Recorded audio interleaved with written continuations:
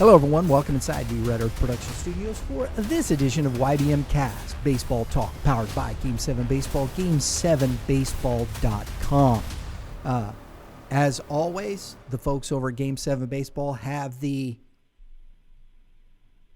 spring-summer schedule available already for the state of Missouri. It's there. Go check it out.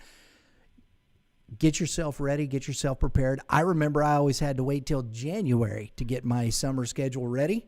But now we're in November. Those guys, they got it working. Great venues. Warrenton, Missouri is a new one. Turf fields. Going back down to Lake of the Ozarks, they're growing down that way. Quincy up top there. Here in St. Louis, great venues. Get on the website, Game7Baseball.com. Check it out today. Get your team ready for the spring and summer.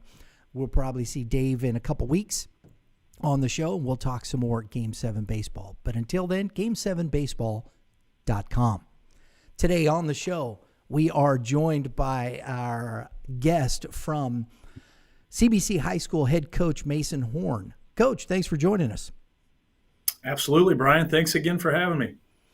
It was fun. We kind of saw you wandered into Champions Village over there to the bat demo.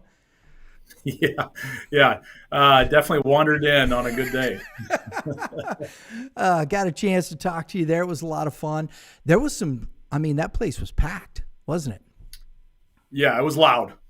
And that's on a bad demo day, that's a good thing. So, tons of people, and I had to put my earplugs in because there was a lot of banging going on. So it was really cool.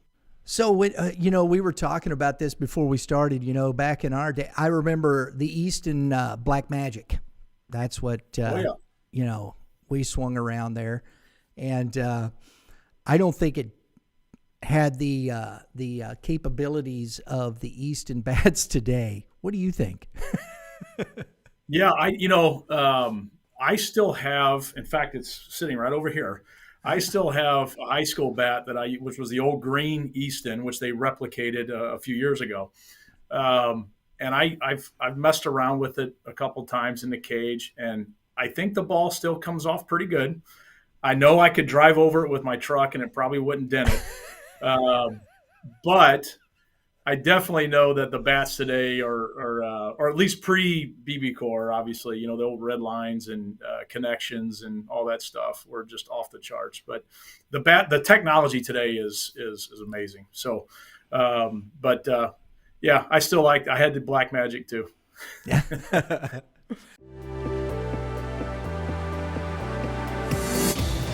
So this area back here is basically production.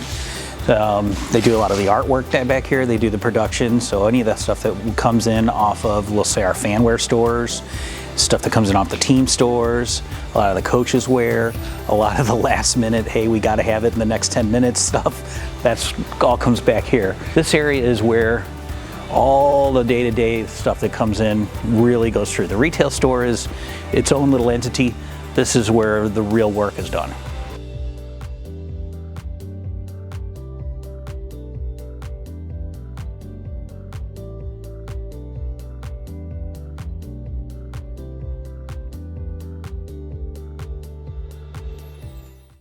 Well, I'll tell you, you've had some kids, we'll get into this a little bit, but you had some kids that really swung the bat with Nazan and Caden Peer. Caden Peer, to me, that's one of the purest lefty swings I've seen in a long time. And when you can turn 93 around on a pull side and hit it out of the park, which we saw the day we were out there and he did that against Bougainville, that's impressive.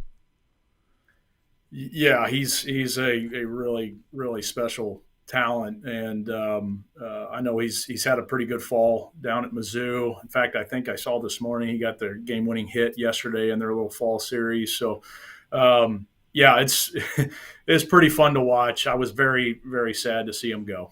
Yeah, that's always tough, isn't it? When you had a big group of seniors last year, and you had those kids for a while. That's always kind of a catch-22 in that respect, isn't it? You see them going on doing their things, but you how much do you stay in contact with these young men? You try you forget that they're 18, 19 and they're going off to the next stage of their life. You certainly understand that they're going to forget about you for a while, and that's okay. So I've kept in touch with them, as much as you can. I don't text them every day or anything. I want them to live their lives. But it's cool. Like yesterday, I ran into Ryan Stevens, down at Champions. He was hitting down there. So when you catch up with these guys, you definitely want to hear how their lives are going, and how's class, and how's everything going, and you just know that they're good kids, and they're in a good place, and they're taking off with the rest of their life, and it's awesome. But to see him go was very bittersweet. Yeah. You had he was drafted 50th overall in the MLB draft last year, or this past summer, Yes. Nazan Zanatello. Coach, talk to us about a player of that caliber. What is that like? I don't know that people have, I don't mean to it's not being putting anybody down or whatnot, but that's a different scenario, coaching wise, directing, helping that young man get, and I know it takes family and all these things, but what is that like, and what is the whirlwind that surrounds that? Well, I'll say this: he made it really easy, because you're right. When you're dealing with a kid that's got all this hype, and I've had a few of them, it can be difficult, because there's a lot of people, rightfully so, in their corner and want to be involved in their growth, and you have to navigate that very carefully, mm-hmm. right? So that's part of it, in my opinion. That's part of it, is navigating all the people that are in this kid's life that are trying to do the exact same thing that you're doing, which is just be a small piece in helping them along their way. And then, trying to manage that with the other players on your team, because, some players, are envious and want to be him, and some players are, intimidated by him, and, all that kind of stuff. So it's nothing you really talk about or anything. I think you just, you just try to navigate all these different egos and try to get them on the same path. And, one of the things, that I have done in the past, I didn't do it with Nazan, but I have done it in the past, where you say, hey, look, you need these guys as much as they need you. Right. Mm-hmm. So, you're the big piece of this, but if it's a team game, right? So mm-hmm. Even though the guy hitting 8th or 9th may not have the same talent as you, but you need that guy to win and to help you get to where you want to go, right? And luckily, I've had, we've been blessed to have some really good players that have bought into that mentality and have been great teammates. As far as all the hype and everything that goes around with a Nazan, that was a little unique. We certainly had scouts around many times, but not to that level, and certainly not every day. And I thought he handled it as well as I've ever seen. I had Christian Little went through a little bit of that. Mm-hmm. Matt Beerling went through a little bit of that years ago. Yeah. But it certainly wasn't to this level, and he handled it phenomenally. It was a lot of work on my end of making sure that all these scouts, men and women, that they knew where we were going to be every second of the day, where we were hitting and where we were doing this, and because they literally were everywhere we went. But I wouldn't change it for the world. It was an awesome experience. It's funny you bring up Matt Beerling. Of course, he's playing in the major leagues. He's not, because I remember he was being scouted as a pitcher, if I'm not mistaken, correct? A little bit. A I, little I'll bit? be honest. I don't know back then if they really knew what to do with him. His arm wasn't a real big arm. I mean, he threw hard, but it wasn't like, you could see this being a 98, 99 mile an hour right-hander. He was like Nazan in that he was very, very athletic. So Yeah. I think there was more of he's a position player. Hmm. But going off to college, I remember talking to the Notre Dame guys, and they were, we see him doing both. And as you saw his career there, even kind of manifest, it was definitely more of a position player than on the mound. I think it was because I remember it was 15. It was the year you won the state championship. My son was a junior at East, Zumwalt East. And we were playing in a tournament there at Timberland. You guys played Timberland in the first game, and we played you, and then East played in the second game against you guys. And I remember Veerling was pitching in that first game against Timberland, and it was the first time I'd experienced that. All the guns coming up in the stands and all the stuff there. So it was interesting, to see that dynamic then, and then what I witnessed when, Nazan and we came out and did the game at your facility. It was different. There was more. It was palpable a little bit. And plus you had some big time players across the board. So I think it's interesting. And you On brought both up, sides, yeah. yeah. And you brought up a great point a minute ago that I want to come back to. And I believe this very much. We look at great coaches, we look at managers and, at the professional level, and then even on down when you have high level talent. I've always believed it is the coaches that are able to manage egos and create that mindset of everybody working together that really brings success. And you brought that to bear. I think that's very true, correct? I definitely think so. Especially today with the social media aspect, and I don't fault the kids for being the way they are. I mean, it's just what they've grown up with. So I absolutely think that in a team sport, our job is to, whether it's basketball, football, or whatever, the job is to get all the members of that team playing as one, right? And it's not always easy, and it certainly doesn't happen all the time. But when you can get it to happen, and you have some talent, and your kids play hard, good things are going to happen. You're going to have success. And I've certainly coached teams that didn't have it, and we struggled. But I absolutely think that at whatever level, whether it's 8U or high school or the professional level, which is even worse, right? Yeah. Getting everybody to be on the same page is difficult, but that's the job. Yeah, it is. I think that's the most important thing you think, oh, a high school kid, you go, well, when you got people following you around constantly, and that can get in the head, and it takes a very mature mind at the high school level to handle that, and parents and support. And I think that's the key to that part of it. And that's where I think some of the kids have a hard time with those things, and I think there's struggles in those. So it does take a good support system to help that young man flourish in that situation, correct? Yeah, amen. Yeah, there's got to be people, hanging out in the back, right? Mm-hmm. Excuse me, hanging out in the back that are giving this young man or young woman, good information, right? And this is how you do this. And sometimes I believe there's bad actors in the back that are pointing kids in the wrong direction. And sometimes it's for their own good, right? And sometimes they see it as a means to an end down the road.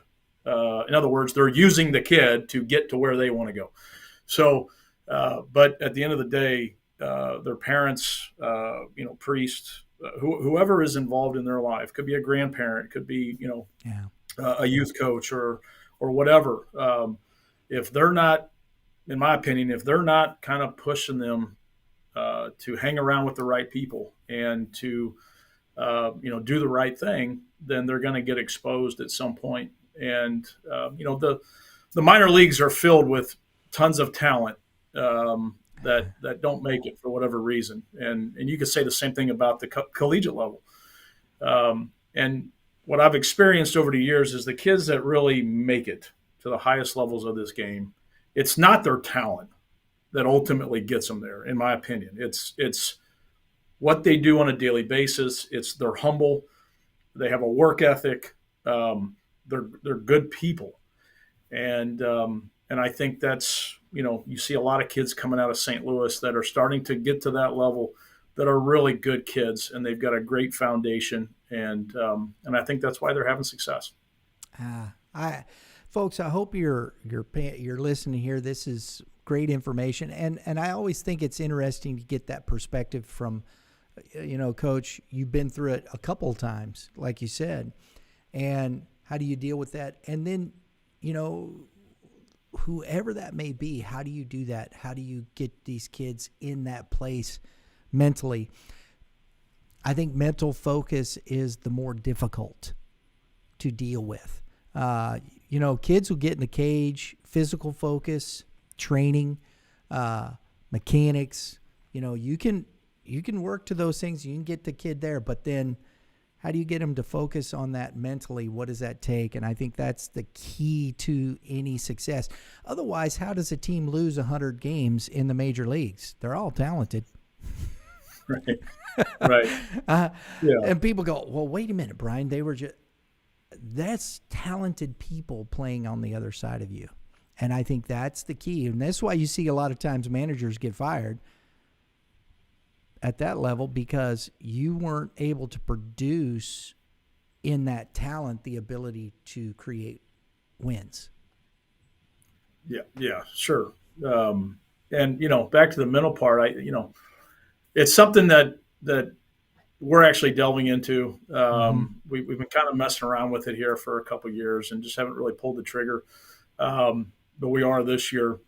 And there's enough, there's people out there. Brian Kane always comes to mind.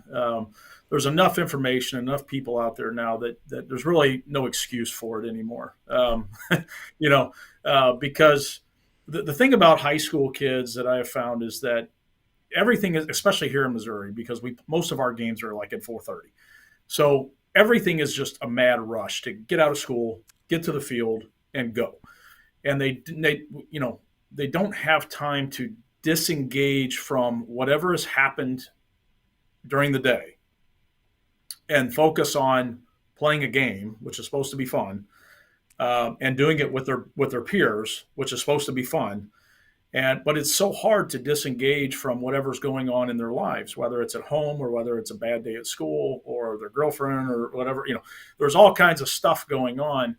And one of the things that, I tell my players all the time is I say, guys, look, for the next 2.5 hours or however long it is, you can completely disengage from whatever is going on in your life and just be here, be in the moment, be present with your friends, and let's go have fun. This is our playground, right? It's like there's the swings and there's the sandbox and let's go get crazy, But I think what the mental game has taught us, and some of these individuals that actually have put a program together, because I think all coaches try to do that, and I've certainly done it myself. But now you have an actual program and an actual way of, kind of disengaging from that part of the day. So you take 4 or 5 minutes every day and do very easy meditation, where you just start to control the breathing and get the mind away from when you say meditation, a lot of people are, we're going to be all Zen. And, I'm not talking about that. I'm talking about, just taking a moment to slow down in this very hectic world that we're all living in, and just get to a point where you can go focus on something else, right? Yeah. Which is very difficult. It's difficult for us adults. Yeah. So I think it's a huge piece of the game that I wish more youth coaches would delve into. Because, again, at 8, 9, 10 years old, you got scatterbrained kids anyway.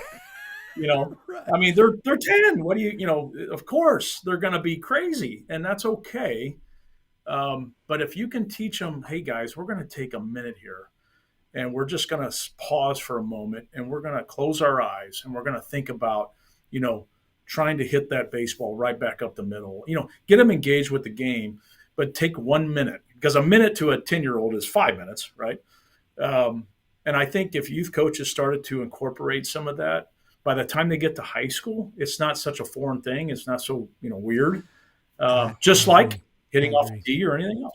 Yeah, I agree. Hey, the Bible says to meditate on the Lord day and night. So there you go. I'm just saying. Amen. So there, I mean, and I understand exactly. And I think mental focus is a huge part. And we're getting ready. And folks, here's a great plug for that. We're getting ready to do this coaching clinic in December, and Coach Horne has graciously agreed. And this is the stuff you're going to hear. This is the things, folks, that these gentlemen bring to the table. And I agree with you, Coach. This is why we're doing this for those age groups, because this flows into the high school level. And where are you helping these young kids understand what it means to actually focus? And I know there's a lot of people out there that you can't teach a 9-year-old or a 10-year-old to focus. Yes, you can. It may not be for long periods of time, but you can. And they'll grow and they'll get better at it. And they'll get better at it. That's the thing. We think they ought to focus like an adult. Well, they're not going to. But if they can focus for a degree and understanding what that means and get them started, as you said, get them introduced to it, get them started doing it, they'll grow into it, and you keep moving that. I think that's a great point. I love that. Yeah, and I want to be clear. It doesn't have to be a religious thing. I obviously understand. I'm at CBC, and that's a part of our lives. But I'm not saying that introducing that into the game of baseball has to be about religion. Mm-hmm. It's just about getting present in the moment. And taking a few moments to just slow the heart rate down and to, again, unplug from the world, so to speak. And I think it can go a long way. We were talking about Nazan earlier. One of his biggest attributes that I noticed at a very young age with him, meaning when he was a freshman, was his ability to stay calm, right? Yeah. To have a slow heart rate. Caden Pierre, to have a slow heart rate. Ryan Stevens, slow heart rate. All these guys in the biggest moments of the game have the ability to stay in the moment. That doesn't mean they're successful every time, but they have the ability to stay in the moment. And that is so huge because we're playing a game that is so hard. It's such a hard game to master. In fact, I think it's almost impossible to master. But the guys who can stay present and in the moment and keep their heart rate under control are typically going to do really well. I'm sure the football coaches say the same thing, but at the same time, it's different. It's just a different sport. And I grew up playing basketball, and it was to me basketball was awesome because it was just nonstop. Your heart rate was always up, and it didn't matter. But the great players, and I've heard Kobe talk about this, and God rest his soul, but you hear all the great ones talk about the ability to slow the game down. Well, what do they mean? They're talking about internally, most of the time. So I know we've rambled on about this, but I think it's really important, and we try to do it. I love this conversation because I think it's one of the most interesting pieces when Kobe's Muse. I would imagine you watch it. I mean, it really talked about those things, and I agree. I mean, being able to, because too much we're looking forward. We're always looking for the next thing and the next thing rather than seeing what's in front of us and the opportunities we have, because that's all you have. You can't think about winning and losing. I don't believe you should think about winning and losing. I think you ought to be able to consider what the opportunity is. I have an opportunity to drive in a run here. what am I going to do? How am I setting my mind to do this? And I think the people that can do that, I love what this Evan Carter kid for the Rangers. Talk about a slow heartbeat, 21 years old. And I love it because they keep asking him, these reporters, they kill me. Oh, dear Jesus. And I just, what is he? He goes, I'm just having a good time. Yeah, right. It's not rocket science. It's the game's hard enough, right? I mean, we all know that. But if you can try to make this, I'm a big fan. By the way, not to. It's kind of on topic, but I'm a huge fan of Nate Trotsky. I don't know if you're familiar with Nate Trotsky. He's out on the West Coast, big infield coach. Okay. He runs area code games, but he is amazing in how he talks about the game, and he's constantly preaching about being in the present and avoiding the future and avoiding the past. And I ran across him, I don't know, 15 years ago or whatever it was, 12 years ago, and I always try to talk to the players about staying in the moment because you can. If you're worried about what's gonna happen, right? You're in the future, and there's fear there. And if you're worried about what already has happened, you're now in the past and you can't move on, right? So it's like I strike out and then I go out to the field, and I'm still thinking about the K, and then here's the two hopper that's hit at me, and I boot it, and things just snowball from there. It's not the mechanics. It's the fact that you have not gotten over what's happened. So you're living in the past. And that's what Trotsky talks a lot about, is avoiding the past and avoiding the future, just staying in the moment. And it is so hard to do because we're human. So we love to, anyway. we have a hard time doing that. I agree. I agree. People, as you said, you don't have to. Me personally, this is me. This is just the way I am. My faith is who I am and what I am. So I don't separate those things that much from. And when you talk about the moment, and that's what you have, that's a snapshot of eternity, because there is no such thing as time. Eternity is just being. And if you understand these things in this capacity, then you have an understanding of what we were created to be as people. And it does bring a better understanding of focus to you. So, whether people want to, go in that direction, that's just what I believe very much. And I do that. I do that in my daily life as a business person, as somebody who is working. And I think these are things that you take into your life as a matter of life. We're applying it to baseball, and you can. It should be, because it is a matter. This is what you're doing for how you take care of your family and the things of this nature, is you hope to do when you get into school. You're playing for a school that's giving you a scholarship or whatever the case may be, and opportunities. All you have, and I love this conversation, Coach, and I'm glad we went this way personally. All you have is opportunities. You're given an opportunity. What you do with it is strictly really up to you. Yeah, absolutely. This might tick off a few of your viewers. I'm a big fan of Nick Saban.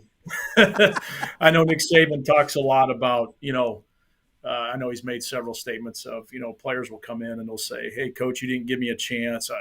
Absolutely, I did. You had practice every day. You had an opportunity every day. Every day you have an opportunity. So I agree with you 100%, Brian. Every day is a blessing, and every day is an opportunity to, either get better or get worse at whatever it is you're doing in life, right?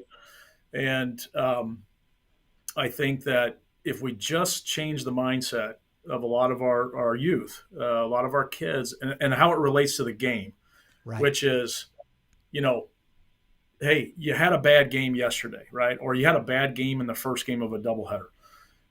Or you had a bad at bat, or maybe you had a great at bat, and you just didn't get the result that you were looking for. Guess what? There's another opportunity coming. And if you just clear your mind of what's happened, good things will happen, right? Like good things will happen when you're in the moment and you're present and you're relaxed and you're having fun at what you're doing. And that's the beauty of baseball, right? It's like, look, I can have a bad at bat in the first 5 minutes of the game, right? And then I can have another one that's in the third inning. And then, boom, here I come up in the seventh inning with the game on the line, and I haven't done anything the whole day.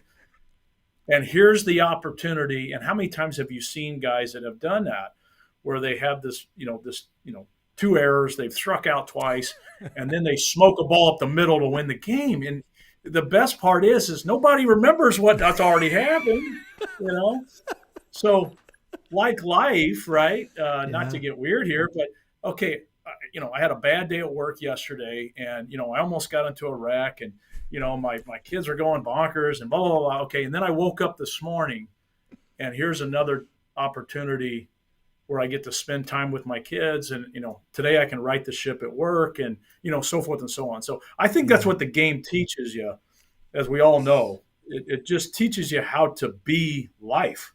Yeah.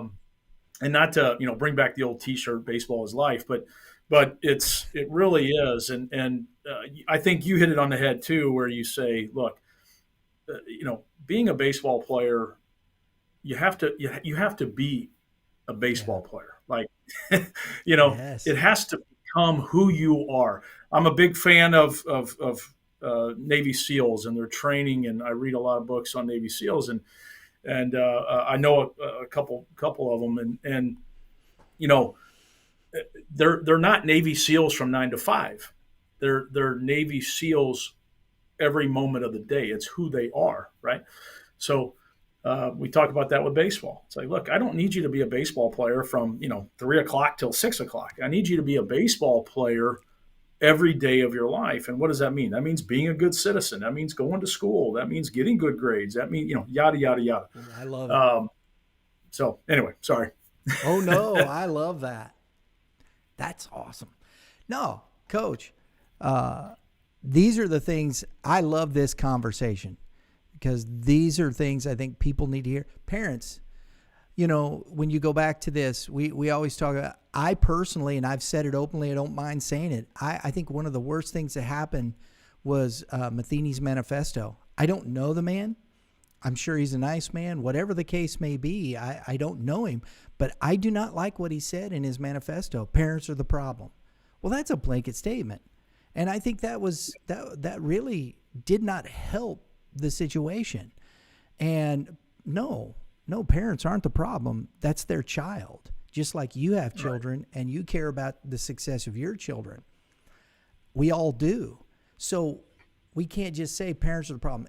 Well, I can't say all coaches are the problem. I can't, well, that coach is just that coach, that coach. No.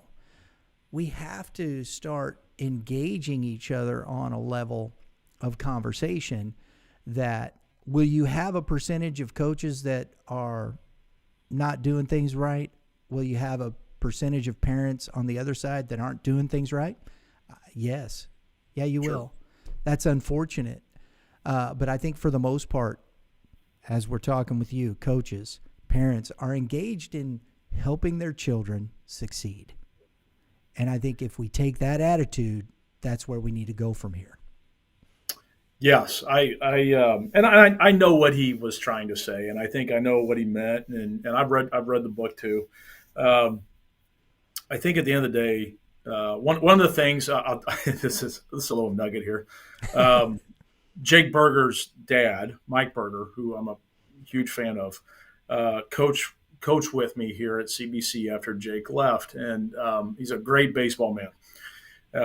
And one of the things that he taught me, this was years ago, was that they love their child. Yeah. And love is going to create, in some instance,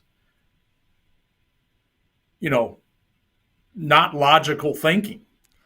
And that's okay. So when Matheny says that, that's what I think. I think he's, what he's saying is basically what he's saying is parents are crazy and yada, yada, yada. And, well, no, they're not crazy. they just love their child. Yeah. And like we all do. Yep. And sometimes they don't think logically. That's correct. And that's okay too. And that's one of the things that I tell my parents. That's exactly what I tell them in my parent meetings is, guys, look, we're not going to agree here on a lot of things. You're not going to like me sometimes. And that's okay too.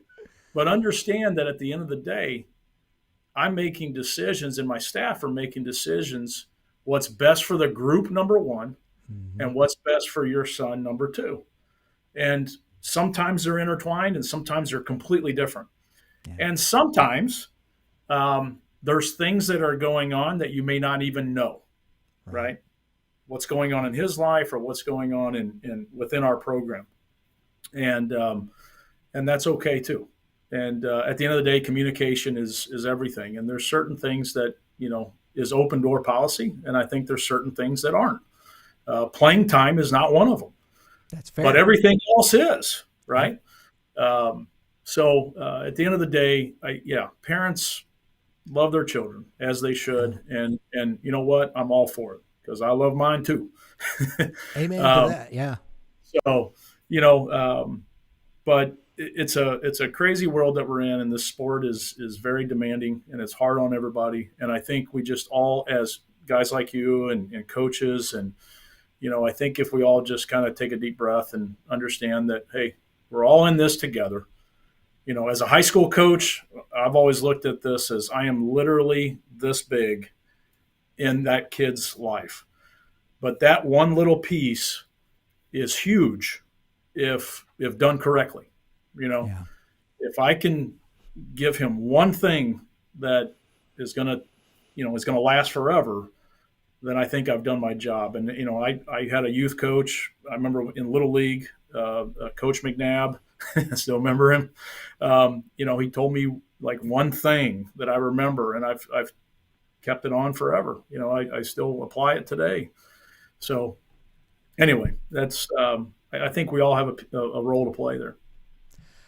I'd love to keep this going, but we're going to do one last thing before we let Coach go because we want to talk to him about his team coming up this summer. Let's do it. you as we said, you had a lot of seniors graduate, but you got some kids coming back, and you got a tough conference. Vianney's going to be brutal. I think Coach Canavan over there, DeSmet, they're loaded up again. SLU still has arms. Well, yeah, it's there's no breaks, right? I mean, it's like Coach Wilson talking about the other side, and Coach Perk talking about the GAC. I mean, it's at this level in our conferences, there's no break. You just keep trying to roll along, and we're definitely in that kind of, I would say, transition time. As I mentioned, it was bittersweet to see those guys go. But now what it is now is a great opportunity for these guys who have been kind of waiting their turn. And now it's up to them, as we were talking about earlier, the opportunity's there. And then you've got, I think, but this year we've got a good core of guys returning in a Derek Pitts and a Tyler Ellis, Tyler Weber on the mound, Logan Winkleman behind the plate. I'm sure I'm forgetting somebody. And then you've got this juniors that are coming up, and Anthony Toko and Reed Hunter and Michael Sievers and Hudson Toronto, all these guys that have Jackson Turner, George Shaw, all these guys on the mound that they're just, going to be inexperienced from a varsity standpoint, but talented kids, and it's their turn, and they're working really hard. And then you got, here's the beauty of years like this is tryouts are going to be like real tryouts. You know what I mean? Because we got a crop of sophomores that are coming up as well that are really hungry to, take a shot at it. So I think it's going to be very competitive, which is always good. And I'm really excited about this new opportunity for all these young guys. The one name, and some of them I know, I've seen whatnot, but the one name that stands out to me, and I thought he stood out in the game we did, was Derek Pitts. Athletic, big strong kid. I really liked just the dynamics of him on the field. He looked like he belonged. And he was playing with some really talented kids last year, and he stood out to me in that field. Talk a little bit about Mr. Pitts. Yeah, dynamic player, very toolsy. Can run. He's not a plus runner, but what he does do is he gets great jumps in the outfield. I mean, he can really. His first step is really really good. He's got a really good arm, plus arm, with good carry, good 12.6 with real good carry on it. But the other thing that, again, sets him apart is his mentality. He's not fazed by any of this. And and now he's manifested into a leader. So I've seen that in our weight room, saw that in our open fields where he's out there, him and Tyler Ellis both, again, unsolicited, just kind of took over and said, all right, guys, let's do this and let's do that. And, yada, yada, yada. And that's really good to see. But Pitts, he's committed to Cincinnati, University of Cincinnati, and I know he's getting some professional talk. He got a lot of looks last year, obviously, with these guys following us around, and I know he played in a big tournament this fall down in Florida somewhere, and there's some guys coming up to talk to him. So, again, sky's the limit. He's worked really, really hard, and he's a great teammate. And he is definitely a leader of this group this year. I love that. When you see guys taking charge and understanding a role as a leader without you having to say, hey, maybe you ought to try to, when they just understand that's huge right there. Boy, it takes a lot of load off of us. It's because, usually you're trying to figure out who's the guy, who's going to do it. And then, when they just kind of step up, unsolicited, it's really special. And again, tell us who they are. Yeah, especially when you got a young team, Coach, right? Yeah, it's extremely important, I believe, in years like what we're going to go through.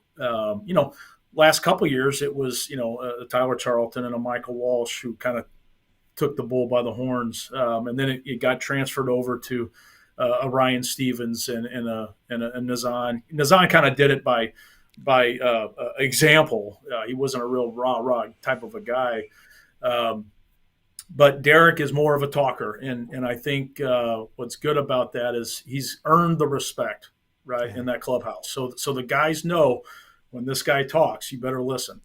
And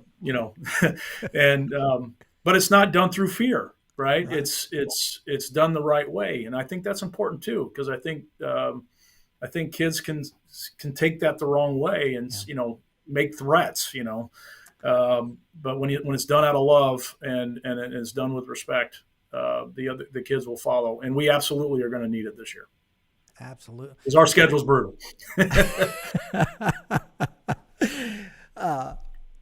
When you're talking about a team like yours, Class 6, you got a tough conference. Where do you go? Do you travel a lot? Are you guys going to be going outside of the state? Where do you look for other competition, Coach? Yeah, so in the past we've gone to Las Vegas, North Carolina. This year, due to it's very expensive to travel right now. Mm-hmm. So we kind of had to cut back a little bit. We are going to Kansas City. We're going to see Coach Wilson and Staley, and it's been a few years since we've played them. So I'm really excited about that. I know they got a great team. So we hope we can get home with, our limbs not put in casts and everything. We're going to see them and Rockridge. We always go down to Columbia and play. We'll be in the Columbia tournament. I'm really excited this year. We're back in the Midwest Classic. So we'll be playing in the Troy and then back in the Midwest Classic. So I'm really excited about that. But other than that, we're going to stay pretty local this year, but in the past we've definitely traveled a lot. It's gotten pretty expensive to do it. And I think we're kind of, fundraising and things of that nature, we're kind of gearing up for the next couple of years. Well, shoot, you don't have to go too far. I mean, you got to go because let's look at this. I understand where you're at, but when you look at a Staley, Francis Howell, I think Liberty probably is going to be, and I know I'm going to miss. I know Rockbridge is bringing some kids back. In the state, you're going to go back down, and Nixa is reloaded down in the south part, and there's going to be some really, really tough teams to beat in this state. Yes. I mean, it's kind of like, maybe at the youth level where you're like, okay, do we really need to go down to Florida when we can play, all these guys here that are just as good? I mean, that's – yeah, the parity. I've said this for the last few years. The parity around the state is through the roof, and you better bring it at our level. You better bring it every day, or you are going to take a thumping. That's great. I mean, the competition is really good. Yeah, we're going to go to Kansas City and we're going to face off against those guys. We're going to go to Columbia and you're going to see the Kickapoos and hopefully Nixa. I know we were supposed to play them last year and got rained out. It was like our only rain out of the year. And then of course here in the bi-state, it's really good. So. You can't, but I do love to travel. I love to get on the road. It's great for the kids. It's great for camaraderie. They need to learn how to do that, obviously. So even though we're not necessarily leaving the state, but just traveling, getting on a big bus, kids learning how to travel, learning how to migrate around hotels. And I know they grow up doing that, but it's a little different. And I think it's really good to do as early as you can because that really brings your club together. I love, yeah. Last thing here, Coach, what's the difference? I know there's a lot of talk and people go back and forth, public school, private school. What's the difference? I mean, between, you get the public school, you get the private school. What's the difference, especially at this high level? You're still dancing with what you got, right? You mean with as players, far as baseball, getting players. Yeah. I'm sorry. I should have clarified that. That's okay. Yeah. I don't know who's coming until they show up. Kids will come in, and especially at our school, it's can they afford to come here? Right. So I've certainly have had kids. Look. Brett Norfleet was at my 8th grade camp. And I remember, or maybe it was my 7th grade, I can't remember. But anyway, he was at my camp. And I remember saying, this kid is going to be a monster. Not just because he was 6 foot in 7th grade, but because you could already tell the way he moved and his skill and everything. And then, 2 weeks later, he's going to Howell, right? And that's – he did what was best for him and his family, and I guarantee they have no regrets. But at the same time, like everywhere else, it's most of the time I don't know who these guys are until the first day of school, or maybe they came to the camp in the summer, an incoming freshman camp in the summer, and most of the time I don't even see them there because they're playing all summer or they're football players and things of that nature. So. In that regard, it's very similar to the public school. You get what you get. Yeah. I know that's going to be a very unpopular statement, when people are going to say that, you can grab kids from all these districts and everything. I totally understand that argument. Mm-hmm. But again, a lot of times, most of the time, I really don't know who's here until the first day of school because they say they're coming. I coached in college for 10 years. I mean, you don't know they're coming until they're in class on day one. You know what I'm saying? Yeah. Right? So it's kind of the same thing. As Yeah, I mean, as far as the talent and everything, look, there's these kids are so good now, all over the place. So I don't really think that at least at the 5 and 6A levels, I don't. There's no Oh. difference. The kids are really good. No, I started looking at this. We're going to be dropping our GAC power rankings, our too early for GAC power rankings here pretty quick. Right. Because I love looking at this stuff in this way. And I'll tell you, man, when you look at Fort Zumwalt South, I don't know if they'll be in Class 5 again because they sit on that border. And depending upon population. But if they're a Class 5 again, they've got most of those kids coming back. There's a, Class 5. Vianney, I believe, is Class 5 as well, correct? Yeah. I'm pretty sure. Yeah. So, They're really good. You got Willard down there, Class 5 and 6 in this state. If you win a championship, and then for Coach Siegel, they're pretty comparable. Yeah, Coach Siegel, what they did over at Liberty North, winning back-to-back. That's hard to do. That is and kudos to them. I was thinking about that when you had him on the last time. I was trying to think who the last coach to win back-to-back, and don't quote me on this. I know Steve Beezer did it. I thought he did. Or maybe there was a year in between. I can't remember. Mm-hmm. Maybe you know, Brian. I'm sorry. I don't. I really don't. It's been a long time, if ever. It's hard to do. We got to do that as a trivia question on social media. When was the last time? And it's tough because, Class 6 is real recent.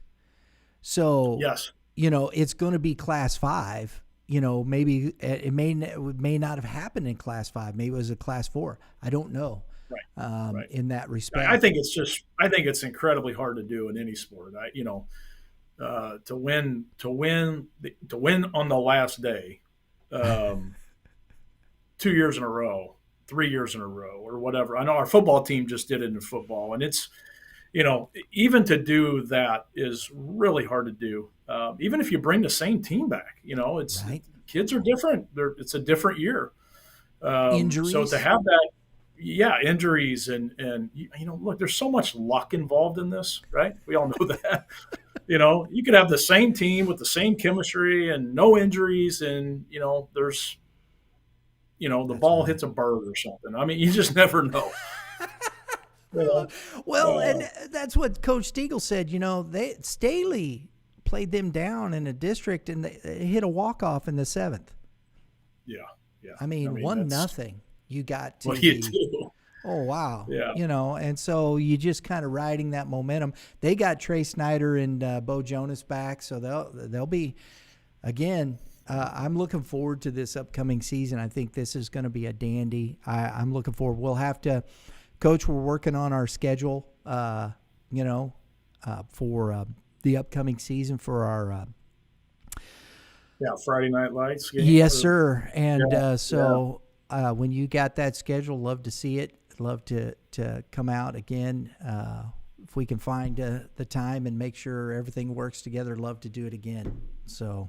Well, we'd love to have you back, man. It was awesome. Great game you guys did last year with us and Jackson. Boy, what a slugfest. Brian, I can't thank you for everything that you do and for the sport and for our state and getting these kids out there and the recognition that they deserve. And I'm humbled to be asked to be here. So thank you again. And always love talking with you, man. Appreciate that very much. Folks, Coach Mason Horne, CBC High School. This was a great conversation. Remember, we're going to be at Champions Village December 16th, the Hitting Zone on December 9th. Dads, if you're a dad coaching 7U to 14U, go to our website. I have the information up there. You can go to, you can click to register. I'll make sure that the registration is in the description below. Click on one of those dates, click on both. The stuff you heard here today from Coach Horne will be on full display at the coaching clinic. And I think these are the things that are so important for our youth as they continue to develop. So, Coach, as much as I'm as humbled as anybody to have coaches like yourself be on the show. So I appreciate your time very much. No problem at all. Thank you very much. Folks, hit the subscribe button. Hit that dinger next to it, because that's what we do around here. We hit dingers. If you can't hit a dinger, hit them where they ain't. That's okay. We're good with that as well. Right, Coach? Get it in the gap, right? That's got to find a hole somewhere. That's right. That'll get you all your notifications for upcoming episodes such as these. Great conversations. We hope you enjoyed it, everybody. Have a great day in the Lord. All you pitchers, keep throwing strikes. We already gave the advice on the hitting, didn't we, Coach? Yeah, just keep swinging the strikes. There you go. I love it. That's swinging strike. We'll see y'all next time.